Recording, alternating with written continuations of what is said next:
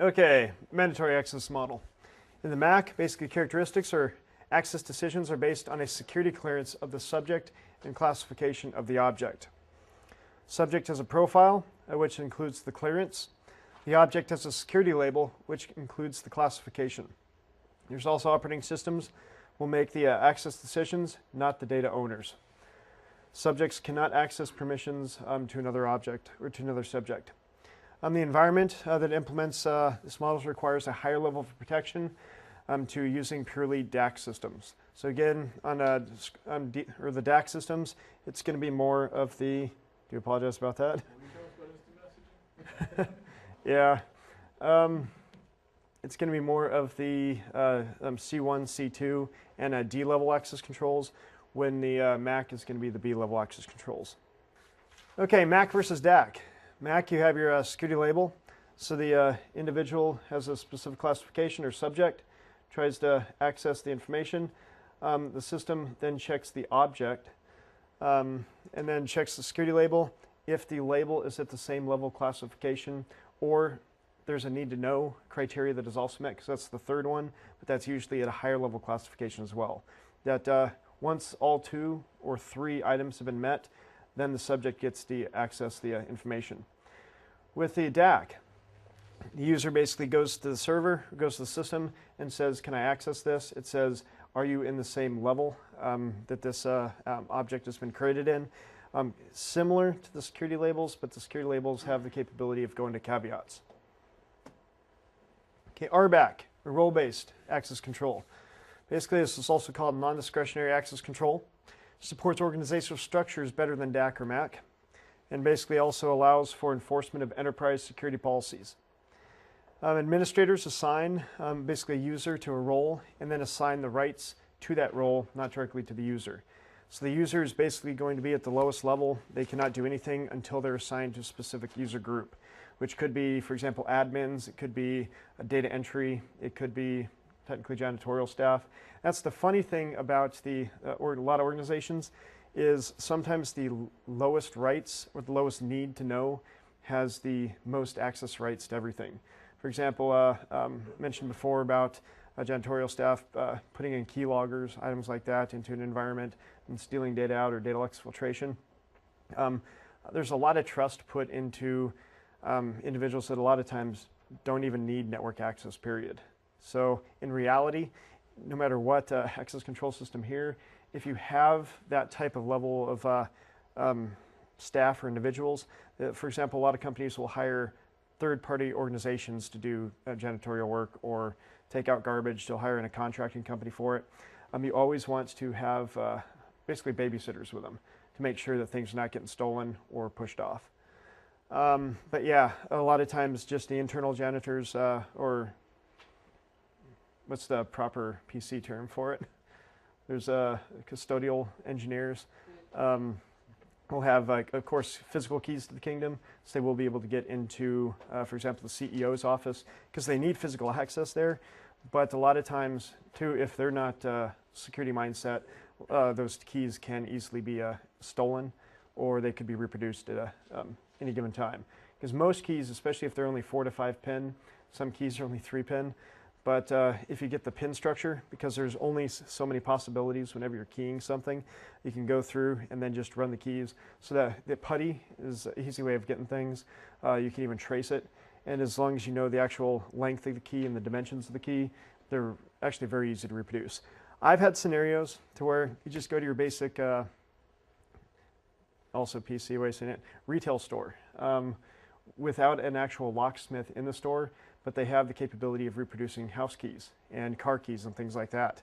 You can bring a key that specifically says, do not reproduce. Majority of the time, you give it to somebody, again, they may be in a hurry, they may be new, they don't really care or whatnot. You give it to them and say, I need a copy of these or 3 copies, they will do it for you because they just want the sale, or they just want to help you and not have to do any argument with you or whatnot. So a lot of times, simply stealing a key and then putting it back at a later time before the person actually misses it is another way of an attacker may try to get physical access to an area. But again, back to the roles. As far as not like on a computer system, because that would be like physical RBAC type roles, but on a system, you would have the administrator assigns a user to a role and assigns those rights to the role. And then basically you have all the rights assigned specifically to that role. And this is the best used for environments with high rate of turnover of employees. If you have a lot of contracting staff, going back to specific groups, some people may have, for example, like data entry has a high turnover because they may be in a college environment. So all the lower level positions are held by either college grads or people that are currently in college. Also gaming industry. They have it to where a lot of people will be working on a specific project. Once they get the game completed, then that project is no longer valid. So they may be doing a first-person shooter, then they go to a race car game or go to an RPG, a role-playing game. So again, the staff, the rights are going to be the same, but the staff is going to completely change. Okay, acquired rights and permissions. There's explicit, which is assigning rights and permissions directly to a user. And then there's implicit, which is assigning rights and permissions to a role or the group within the area. Basically, the user inherits rights and permissions from that role. If the user is in multiple roles, the best type of environment is going to be the lowest common denominator. So it makes it to where if they're in two different areas, for example, if they're in admins and then they're in data entry, the best thing you could do is have it to where the data entry rights is going to trump the admin rights because it's going down to the lowest common. The majority of the time what you end up seeing is it goes to the highest common denominator. So if they're a data entry, they're going to get that access, but since they're also admins, it's going to bump them up to the higher access. Okay, rule-based access control. Basically, these are global rules imposed on all subjects.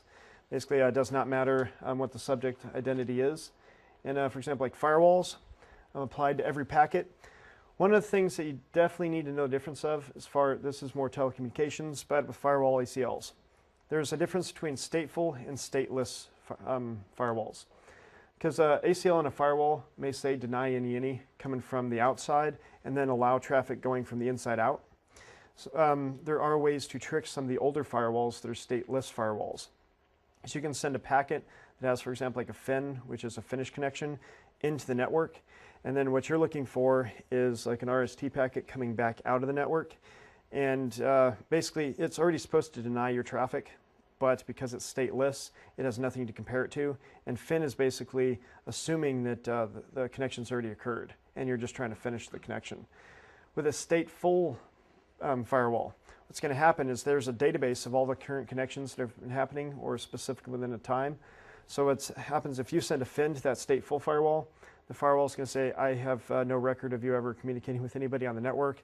I'm going to drop you right then and there.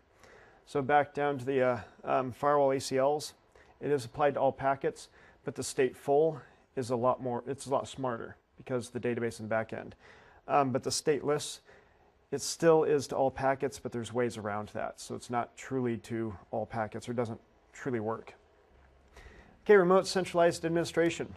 Technology is going to be radius, TACACS, and diameter. Okay, radius. This is remote authentication dial-in user service. This is a AAA protocol, authentication, authorization, and auditing. This gets the de facto standard for authentication protocol. It's open source. This has been integrated in many vendor products and also works in a client-server model. TACACS Plus, characteristics. Basically, it's terminal access controller, access control system. Basically, it's Cisco proprietary, and not open source for others to use, and splits authentication, authorization, and auditing features. Also, basically, it allows for the administrator to be more flexible. It provides more protection for client-to-server communications compared to the radius. But again, it's going to be proprietary for Cisco. And diameter. Basically, this is the upgraded radius. Basically, users can move between service provider networks and change their points of attachment. And then it includes better message transport, proxying, session control, and a higher security for the AAA transaction. Okay, decentralized access control administration. Basically, with decentralized, you'll see this a lot with some of the smaller organizations as well. So you don't want to have to go through domain controller. This is by far the most fun, especially if you go into a pen test. because if you get a physical access to it, how many people here have heard of off crack before? OPHCRACK? It's a live Linux CD which has rainbow tables built into it. Its sole purpose in life is to boot up the system, grab the SAM file, and then crack the SAM file. So usually you boot up the system off that, make sure it boots up off CD in the BIOS. Once it does boot up, you can walk away, get coffee, come back about 10 minutes later, and usually the majority of the passwords have cracked by then, assuming that they're going to be relatively easy passwords. If they're highly complex passwords, back up to the 14 characters with special characters, alphanumeric, then you can tie the off crack to an external rainbow table database, such as that 64 gig, and then basically make it to where it boots up and then starts to crack it. So basically just make your coffee break a little bit longer, and 30 minutes later you probably should have most of them cracked. Okay, with decentralized access, access administration is controlled by the owner of the asset, usually individuals who are most accountable for that specific asset.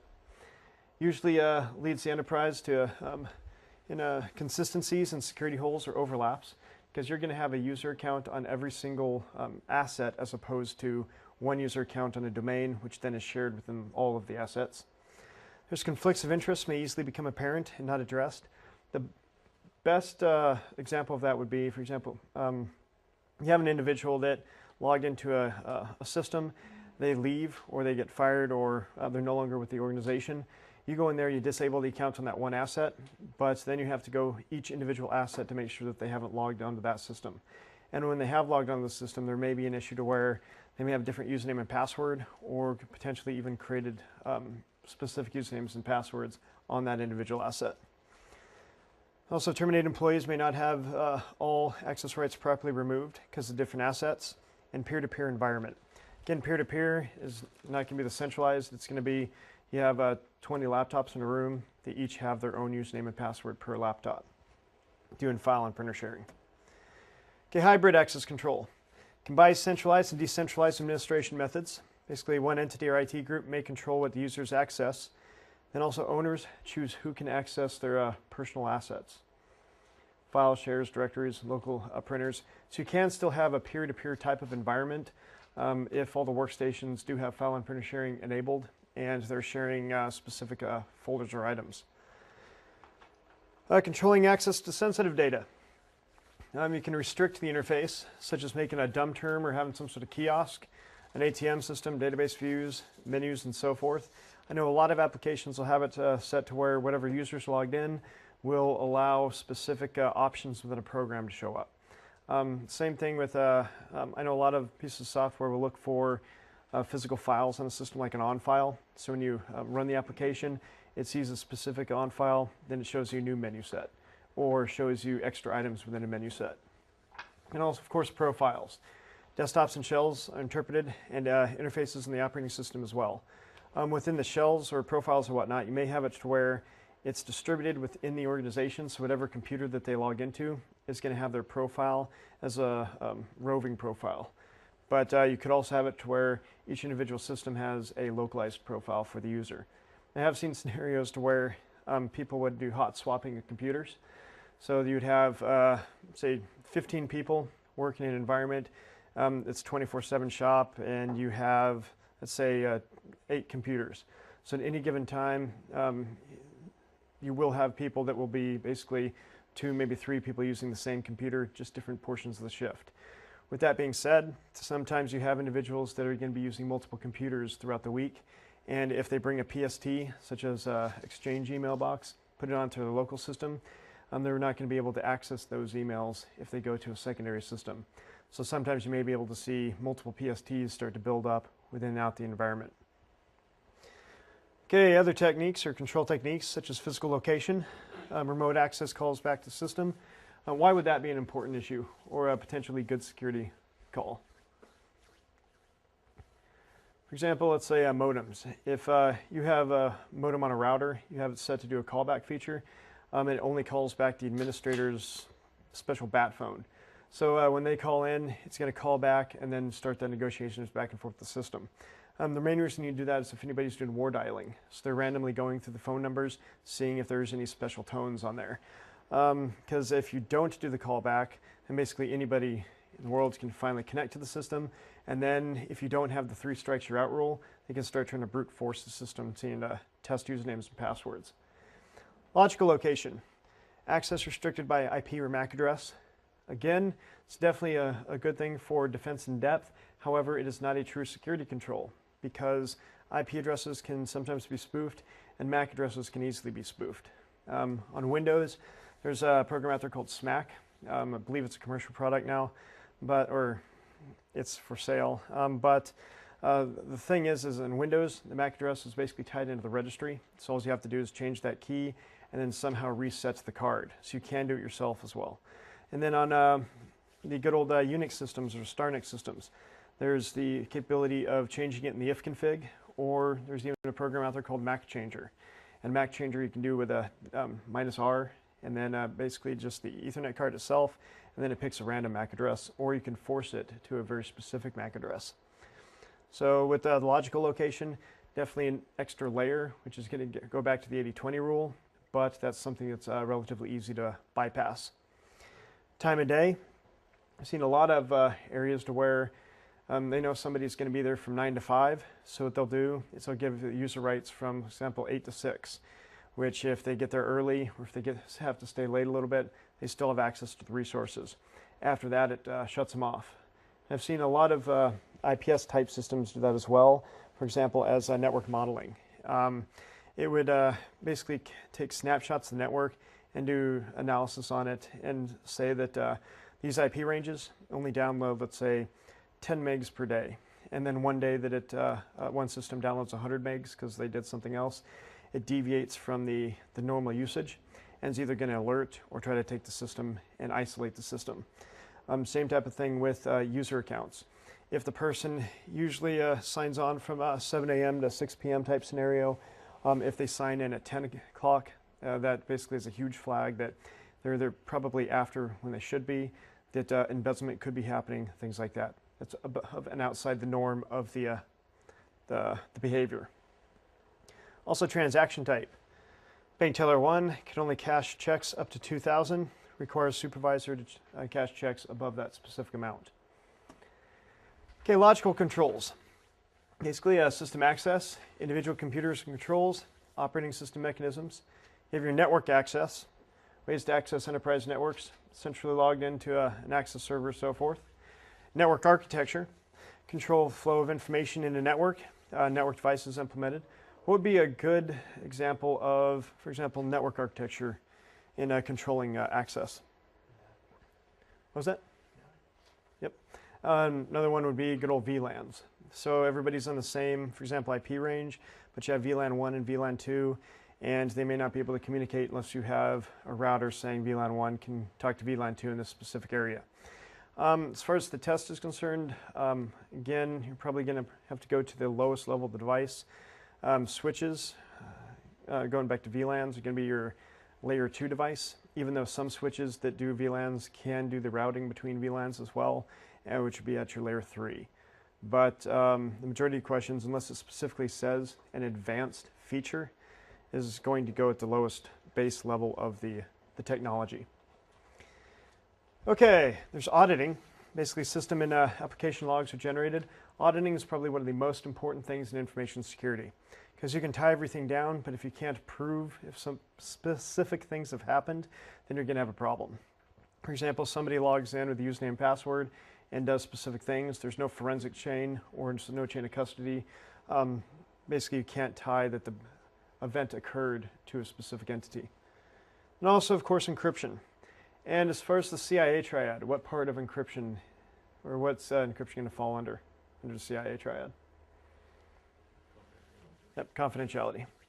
It's not going to be the it could do integrity, but not going to be availability, because if the thing breaks, it doesn't really deal with the encryption part, but it does keep your secret, and also make sure that things haven't changed in the process, because if it's changed, then you can no longer decrypt it. Basically, it gives you the flag. Okay, physical access controls. Okay, there's network segregation. Basically, wiring closets and server rooms need to be controlled to physical entry. And usually, these need to be more than just your basic your key locks. And again, with the walls, They need to be true walls that go to the true floor and the true ceiling, as opposed to walls that are basically just separators from the ceiling panels to the floor panels, because that's one of the things where people can physically go under or above the fake wall. Perimeter security, physical controls to restrict access to the facility, the networks and assets. Like I mentioned before, if you have physical access to the asset, chances are you're going to be able to own the asset. Network devices are really bad for this. Getting back to the Cisco devices with the RS-232 or some devices with serial cables. If you have the physical content, I know some of the Soho devices actually print the default username and password and the default IP address directly on the box, which hopefully people would have changed it, and most of them do unless they're small, medium-sized organizations. How many people here have heard of the default password list? Speaking of that. If you go on the internet or Google and type in a default password list, you'll find quite a few references to it, but the top one is usually going to be from a German site. And if you look at the site, it has literally thousands of default usernames and passwords to a lot of the common devices that are used out there today. For example, the 3Com devices, Cisco devices, even some of the software and management software that you'll come across. It's a really useful utility. Granted, that's not physical, but when it comes down to like usernames and passwords, if you have to get into something, if it's a smaller company, a mom and pop shop, sometimes a medium-sized company, it's not uncommon to find these. And it's always a good thing to test on your real environment, just in case somebody puts up a device for testing purposes and forgets to take it off. You might be able to get it in. And also computer controls, removing floppy and CD-ROM drives and locking computer cases. Why would you want to do that? Take out the floppy CD-ROM drives and lock up the cases. Okay, protecting access to system logs. Basically reasons and methods. Again, a lot of people try to do anti-forensics by covering tracks. So basically what you'd want to do is prevent the people that can access it and prevent methods for accessing it. Basically, by doing the scrubbing the logs, this hides evidence of the activities. Logs should not be accessible for modification to unauthorized individuals. The issue with that is some attacks will actually attack the logging mechanism, trying to find some sort of buffer overflow to crash the logging mechanism, or try to redirect it from like an ARP poisoning type view. So the logging mechanism starts dumping the traffic into nowhere. There's quite a few ways of attacking the log mechanism. If people have read-write access, then you can just delete your content that's in there. Targeted areas, if you do that, then chances are system administrators are probably not going to find what they're looking for. But if you zap it completely and zero it out, that's usually a red flag to say something actually happened to it, and then they start to do the investigation to find out why. Okay, organizations that regularly keep up logs for a specific amount of time. Some regulations require you to keep specific logs for either like 2 years, 5 years, 7 years, and some even indefinitely as well. Some of the main issues, again, is going to be liability for like Sarbanes-Oxley, GBLA, HIPAA, or whatnot.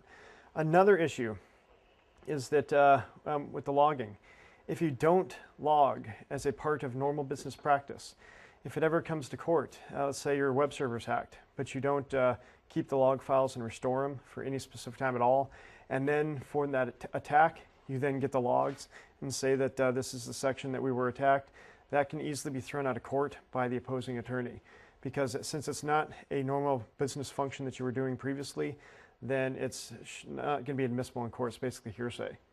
So that's a huge problem. Also, integrity of the logs can be protected with hashing algorithms. So once you get the log information, go to store it off-site, you hash it first or hash the file, then store that hash with the file. Okay, good old IDSs and padded cells. We'll cover a little bit about IDSs, but you also need to know what IPSs are, which is intrusion prevention systems. With IDSs, basically a software is employed to monitor the network segment for an individual computer. It is used to detect attacks and other malicious activity, and there are two types of IDSs. There's, of course, the network-based and the host-based. The best defense, of course, is going to be network and host-based, because a lot of things will be happening on the system the network may not see, because either A, does not go through the specific gates of the IDS, or it could just be it's happening internally. With that being said, there's also two behaviors, just like in the access controls. The two behaviors of the IDS are just like antivirus. They're going to be heuristic or behavioral-based. And then the second one is going to be signature-based. Signature is going to be by far the most common. Basically, they have a list of bad knowns, so it's going to be your blacklist. And the behavioral or heuristics-based is going to be, they have some definitions of ways things are supposed to act. And if it deviates from that, then it basically says it potentially could be a bad piece of software, a bad item. For example, let's say if it, like I mentioned before, the traffic usage. It monitors for specific items that it's baseline, and if it goes beyond the baseline, above the buffer on the baseline, it'll say there's a potential problem. One thing I've seen with this as well, for example, heuristics-based IDS is looking for ports that were open on a system or traffic going back and forth. And a subnet that does not have normal web servers all of a sudden puts up a server on port 80, and something starts communicating with server on port 80, then instantly that flags because that subnet is not traditionally used for web traffic. So stuff like that, it can be nice, but the majority of the time you're going to see, for example, network and host-based as being signature IDSs. Okay, network-based IDS. Monitors traffic on a network segment, computer or a network application with a NIC in promiscuous mode. A lot of companies will have their switch and then basically span a port off the switch. So it essentially makes that one port basically like a hub port. So all the traffic from all the other ports on the switch are being pushed into that one port. And with it being promiscuous mode, the card is not supposed to communicate with the rest of the network. So as far as everybody else is concerned, that device does not exist. It's basically, it's just there in listening mode. Then there's host-based IDS.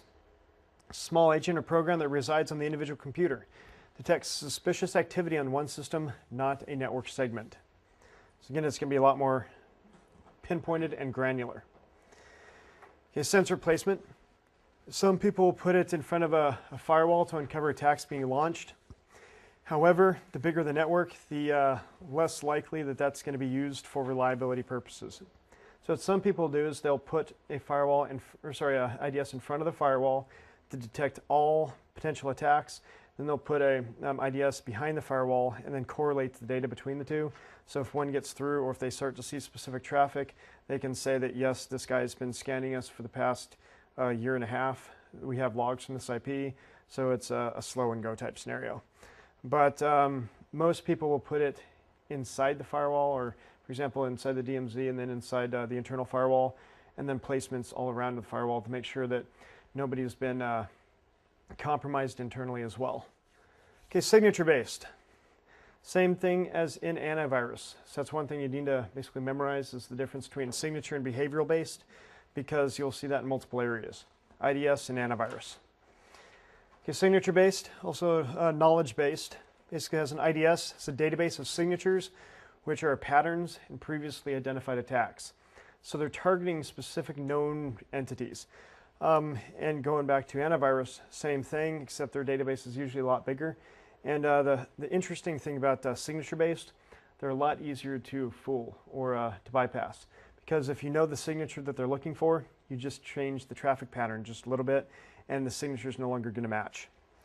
That's why a lot of the viruses will have hundreds of generations, because they'll find out the specific line in the piece of malware that's getting caught or getting flagged, and they'll change that individual variable or whatever it's doing at a specific time, such as looking for MP3s and deleting those, and now goes for MPGs or JPGs. Okay, also cannot identify network or new attacks because it's signature, and software needs continual updates of signatures, basically because it's only as good as the signature base. The behavioral based does not really determine how good it is by the signatures that's being updated, because it's looking for anomalies. And some of them will have a, like I mentioned before, timestamps. So they'll keep a week's worth of data and then be doing that. And then they'll also have a basically a first baseline. So you can differentiate between what's currently happening now and what was happening a month ago or when you first installed it. It creates many false positives. Because why would it cause many false positives? Yep, human behavior is relatively unpredictable. So, for example, behavioral-based IDS may trip on football Fridays or whatnot. Some Super Bowl Sunday is going to have a huge spike in a lot of different traffic, people going to specific websites. So when it comes down to it, the way that people use the computers is going to vary so much that a lot of people, when they're using those, make the baseline a lot larger than it probably should be, so they don't get as many false positives. So when they're trying to tune it, they're actually making it to where a lot of the attacks are not getting seen. Okay, IDS response mechanisms. Possible reactions to detection attacks, such as page or email an administrator, log the event, change a firewall or an ACL to block an IP address, and that gets more into the intrusion prevention portion, because then it starts to become more of an aggressive utility. Then sends a reset packet to the attacker's connection. But just your basic IDS is going to usually either send some sort of log or flag and say that an attack is in progress. Do whatever you will with it. We've at least recorded it. It's on the paperwork. Okay, the downfalls of IDSs. May not be able to process all the packets in the large or busy networks. And that's another thing that a lot of attackers bank on, is they do the good old fog of war. They send so much traffic, and hopefully that their attack's going to get missed in the traffic. And then the next one is send so many positives that it's going to hit the IDS and light it up like a Christmas tree, and basically make it to where they're going to slide in within the fog of war. Yes? Is it more they actually miss packets, or do they queue up and can't process quick enough? Actually, they miss packets. One of the big issues with the LP cap, it's not too big of an issue, but let's say if you have 1 million packets go through in a specific time period, if it's going through fast enough, the software is not going to be able to keep up with the hardware. So the more overhead you have within the OS and the more resources are being taken, the more packets that are going to be missed or dropped. It's not really a bug per se, but like with the LP cap on some of the systems, you're missing a specific percentage or a certain percentage of packets going through the wire and dropping them. That's why a lot of people will have distributed sniffers. So they'll have a sniffer all throughout the network, and then they correlate all the information and put it in one big database. And a lot of times what they'll do is they'll drop the matching records, so they have a more reliable view of all the traffic going through. And one instance, individual had the mindset, which I think is a great mindset as far as capture once, use many. So you capture all this data, put it into one big database, and then you run your IDSs off that data, as opposed to the IDSs on the wire itself, because you're a lot more likely to miss it on the wire than you would going through a correlated database. But that time again, you're getting more, but then you're queuing it up and you process later. Yes. So you may be behind the 8 ball on something else. Well, in reality, you're always behind the 8 ball. It's just what's the acceptable delay time. Because even with your regular IDSs, you're still looking at several second delay by the time it hits the screen. And then depending on what software you're running, for example, like ArcSight or whatnot, then it goes to the server, and then that system then correlates logs, puts it into an Oracle database, and then your software then makes the query to that. So sometimes maybe a minute before you actually see anything go through. So, but yeah, the queuing is definitely an issue, because then you have it to where you have your aggregators, you grab all your information, put it in one area, but then you have a system whose sole purpose, instead of listening to the packets coming over, is basically just trying to make sure that the database is valid. Okay, I cannot analyze encrypted data, and from an IDS perspective, that is the case. I know there are some products out there that are trying to do man in the middle as well. So you add this additional module, and then you make an encrypted connection through like HTTPS to this proxy device, and then the device makes an encrypted outside, kind of like Cain and Abel, except it doesn't give you the error because it's a legitimate connection. And that actually gets the unencrypted and then puts it through an IDS. But for the test, it cannot do encrypted data. Okay, switch-based networks make it harder to pick up all packets, mainly because you have to do the span port, and then for each switch, you do the span port and then dump it to an area, then it has to get dumped elsewhere. A lot of false alarms, of course, and not an answer to all issues. It still needs firewalls, antivirus software, policies, procedures, and other security layers. Because again, there's some things that you will probably be missing, and a lot of things that will flag on that are not really attacks, both signature and behavioral based. It's just the percentages for the behavioral based are going to be higher false positives than the signature-based. And then the signature-based is going to have a lot of higher false negatives than the behavioral-based. Okay, good old padded cell. This is basically code within a product to detect malicious activity has taken place. If so, a virtual machine or basically a sandbox is created, which provides a safe environment. And what it does is forks the activity or the user or the process from the real environment to the padded cell or to the fake environment. The intruder is moved into that environment, which is called the padded cell. The intruder does not realize that he or she is in the original or in the fake environment. Basically, this protects against hacking activity. And as an FYI, this is a data term, but it does show up on the exam, and it's something you do need to know. But padded cell is basically an intelligent honeypot, and it forces you over to the system.